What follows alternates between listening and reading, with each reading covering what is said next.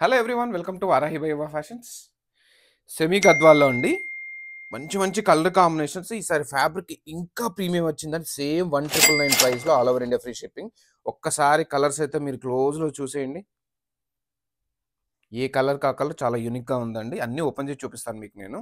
Outlook చూసేయండి. Fabric అయితే ఈసారి ఇంకా ప్రీమియం వచ్చిందండి.